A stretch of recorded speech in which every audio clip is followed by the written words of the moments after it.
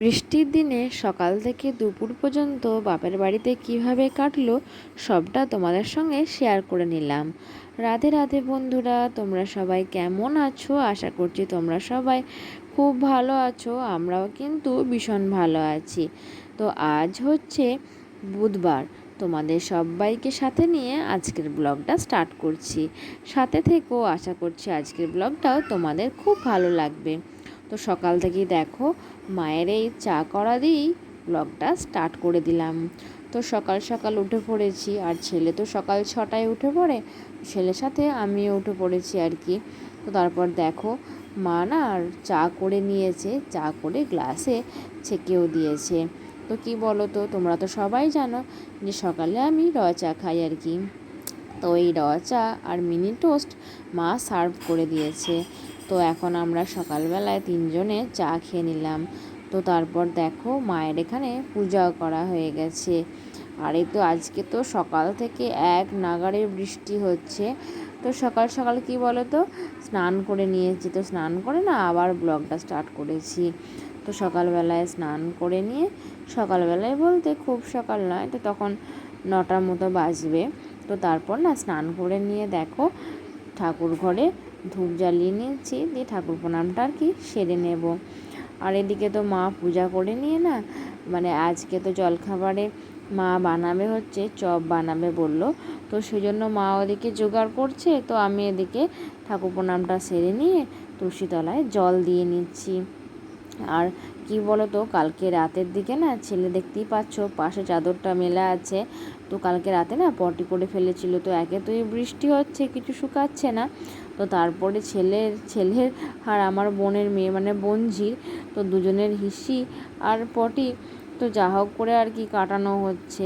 একে তো বৃষ্টি হচ্ছে, কিছু শোকাচ্ছে না, তো তাহলে তো কি বলো তো খুবই অসুবিধা হয়ে যাচ্ছে। তো যাই হোক, এদিকে কিন্তু মায়ের সব জোগাড় করা হয়ে গেছে। আর চপগুলো না আমি ভাজছিলাম। কেন বলো তো, মানে তোমরা তো আগে যারা আমার ব্লগ আর কি রোজ দেখো, তারা তো নিশ্চয়ই জানো যে আমি না চপ ভাজতে খুব ভালো পারি। তো সেই জন্য মা বললো তাহলে চপগুলো কর, আর জোগাড়টা সব মাই করে দিয়েছিল। তো তারপর কিছুটা বেসন ছিল, অল্প করে পেঁয়াজিও হয়ে গেল। তো আমরা এদিকে দেখো সব মুড়ি বেড়ে না খেতে আরম্ভ করে দিয়েছি আর কি। তো তারপর আমার ছেলেকে মা একবার নিল, আর আমার বোনের মেয়ে এখন ঘুমাচ্ছে। তো আমরা তিনজনে না খেয়ে নিচ্ছি। তো এখন একটু হলেও বাইরেটা না একটু রোদ রোদ মতো উঠেছে, তো এটা দেখে খুব ভালো লাগলো আর কি। তো যাই হোক, কিছুটা হলেও শুকাবে। তো তারপর কি বলো তো, আমরা তিনজনে মুড়ি খেয়ে নেব। আর না বাবা বাজার থেকে মানে যে বাজারের সবজি সেটা পাঠিয়ে দিয়েছিল। তো দেখতেই পাচ্ছ এখানে বাজারের ব্যাগ নামানোই আছে। তো তারপর মুড়িটা খেয়ে নিয়ে বোন বসে গেছে আনাজ কাটতে। আর এই যে বাবা বাজার থেকেই আর কি 2 প্যাকেট মাশরুম ছাতু পাঠিয়ে দিয়েছিল। তো এগুলো না খোলা ছাড়াতে হয়। তো বোন যেহেতু সবজিটা বোনাচ্ছিল, তো আমি ভাবলাম যে তাহলে মাশরুমের যে খোলাগুলো হয় সেটা তাহলে ছাড়িয়ে দিই, তাহলে খুব তাড়াতাড়ি হবে আর কি। আর মায়েরই কিন্তু ভাত বসিয়ে দিয়েছে ওভেনেতে, কেননা সকাল সকাল না 12টার মধ্যে ভাত দিতে হয়। তো আমাদের যে সবজির দোকান আছে, তো ওখানে তো আমার পিসির ছেলে থাকে, তো তো ওকে না 12:30টার মধ্যে ভাত রান্না করে দিতে হয়। তো সেই জন্য মাকে খুব তাড়াতাড়ির মধ্যেই রান্না বসাতে হয়। তো সেই জন্য আর কি মায়ের যাতে কিছুটা হেল্প হয়, আমরা দু বোনে কী করি, কিছুটা হলেও তো বোন আজকে আনাজ কাটতে বসলো, তাই না হলে না আমিও কেটে দিই আর কি। তো মাকে একটু সাহায্য না করলে হয় না। তো তারপর দুটো বাচ্চার তো ঝামেলা আছে, কাচাকুচি ধোয়াধুয়ি এসব তো মাই করেছে আজকে। তো সেজন্য আর কি মায়ের হাতে হাতে কিছুটা কাজ না এগিয়ে দিলে আর কি খুবই অসুবিধা হয়ে যাবে। তো দেখো আমি মাশরুমগুলো এভাবে ছাড়িয়ে ছাড়িয়ে রাখছি, আর বোন কাটছে। তো অনেকগুলো আছে, তো দেরি হয়ে যাবে। তো দেখো এদিকে বললাম না মা রান্না বসিয়ে দিয়েছে। তো ওখানে তো আমি শ্বশুরবাড়িতে আর কি, তো ডিম খাওয়ায় না, তো ডিম খাই না। তো সেই জন্য না এখানে এলি মা আর কি প্রতিদিনই ডিম রান্না করে। তো ওখানে তো মাছটা খাই, সেজন্য না মাছের প্রতিও অতটা এই নেশা নেই আর কি। তো ডিমটাও যে খুব একটা পছন্দ করি তাও না, কিন্তু ওখানে খাই না বলে মা না এখানে এলেই ডিম রান্না করে দেয়। তো মা তো আজকে বানাচ্ছিল ডিমের ঝোল। তো সেই জন্য দেখো প্রথমে না ডিমগুলো সেদ্ধ করে নিয়ে ভেজে নিল, আর তারপর এই আলুগুলো ভাজতে দিয়ে দিল। তো কি বলো তো, আলু ভেজে রান্না করলে না খুব সুন্দর টেস্ট হয়। আর আমার মা না রান্না খুব সুন্দর করে। তো তারপর কি বলো তো, মায়ের রান্না কিন্তু সবসময় অসাধারণ হয়, খেতে খুবই ভালো লাগে। তো যাই হোক, এদিকে কিন্তু মায়ের ভাত ওইদিকে হচ্ছে, আর এদিকে দেখো যে ডিমের ঝোলের যে মশলাটা না সেটা কষতে দিয়েছিল। আর এদিকে তো সব ভেজে রেখেছিল, তো তো সেই জন্য আর কি তাড়াতাড়ি সুবিধা হয়ে যাবে আর কি। তো যাই হোক, আমার ছেলে এখন উঠে পড়েছে, ছেলেকে স্নান করিয়ে দিয়েছি, আর ছেলেকে মাঝে একবার খাওয়ানো হয়ে গেছে। তো এদিকে দেখো মশলাটা কষানো হয়ে গেলে না তার উপরে ধনেপাতা কুচি দিয়ে দিল। আর ধনেপাতা দিলে না এই ডিমের ঝোলে খুব সুন্দর একটা সুগন্ধ হয় আর কি। তো তারপর দেখো ভালো করে আলু দিয়ে কষিয়ে নিল। তো ঝোলটা ফুটে যেতেই না এর মধ্যে একে একে ভাজা ডিমগুলো দিয়ে দিল আর কি। তো এদিকে মা রান্না করছিল আর আমি ভিডিও করছিলাম। তো তারপর কি বলো তো, একটা ডিম না ফেটে গিয়েছিল বলে সেটা আর কি ভেজে দিয়ে দিয়েছিল। তো যাই হোক, এদিকে মায়ের রান্না করছে আর আমি ভাবলাম যে এখানে না অনেক গাঁদাল পাতা হয়েছে। আর আমি না সত্যি কথা বলতে কি গাঁদাল পাতার বড়া খেতে খুব ভালোবাসি। তো বৃষ্টি হলেও আর কি, তো মাকে বললাম যে তাহলে আজকে গাঁদাল পাতার বড়াটা আর কি বানিয়ে দাও। তো সেই জন্য দেখো বৃষ্টি তো পড়ছে বাইরে, ছাতা মাথা দিয়েই না আমি চলে এসেছি এখানে গাঁদাল পাতা তুলতে। তো বৃষ্টি যে কখন থামবে তার তো কোনো ঠিক ঠিকানা নেই। আর এদিকে তো মায়ের রান্না প্রায় শেষের দিকে, তো সেজন্য ভাবলাম তাড়াতাড়ি করে গাঁদাল পাতাগুলো তুলে নিয়ে চলে আসি। আর এদিকে মা মুসুর কলাইও আর কি ভিজিয়ে দিয়েছিল। তো তারপর কি বলো তো, আমি না এখানে মিক্সার গ্রাইন্ডারে না এটা বেটে দিলাম আর কি। তো গাঁদাল পাতাটা আর মুসুর ডালটা এর মধ্যে ভরে নিয়েছি, তো তারপর আর কি বেটে দিলাম।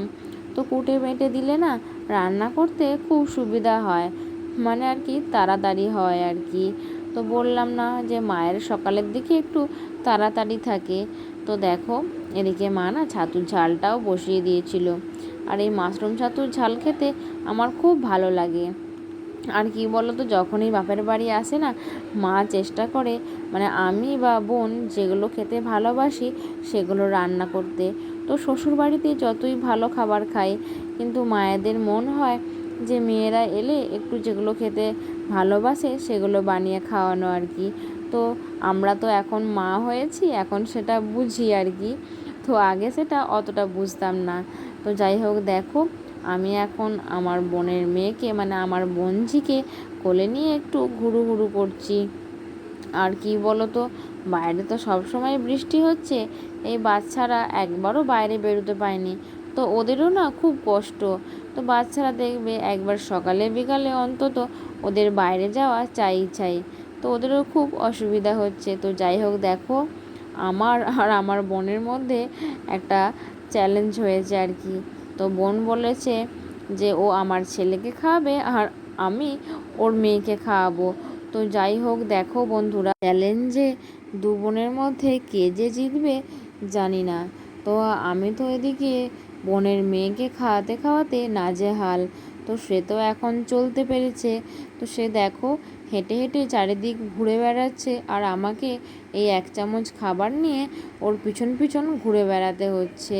তো আমারই বেশি অসুবিধা। আর আমার ছেলে তো তোমরা জানোই শুয়ে শুয়ে খায়।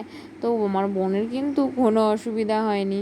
তো এভাবে খাইয়ে বুঝতে পারছি যে আমার বোনের মেয়েকে খাওয়াতে কতটা অসুবিধা হয়।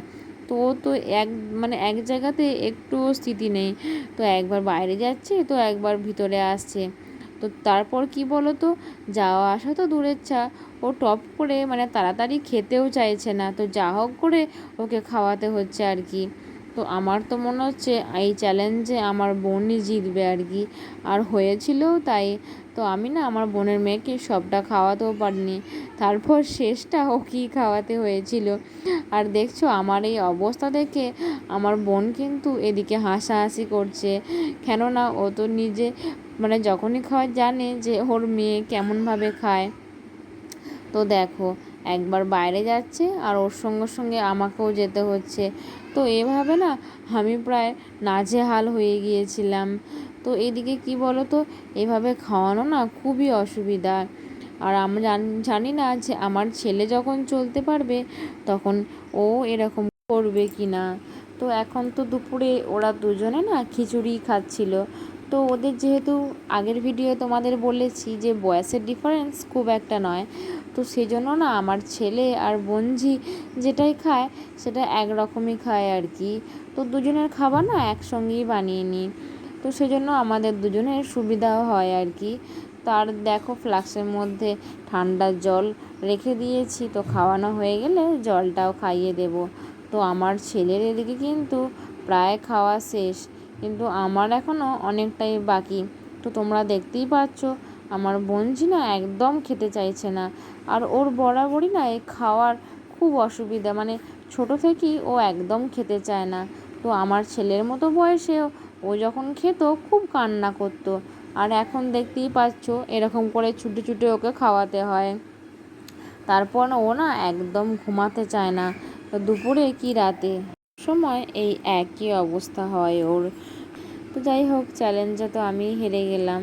তো এদিকে এর মধ্যে বাবাও বাজার থেকে চলে এসেছিল। দুভাইকে তো নাতি নাতনিরা খুব কম সময়ই পায়, আর সব ক্ষেত্রেই তাই, বাড়িতেও তাই এখানেও তাই।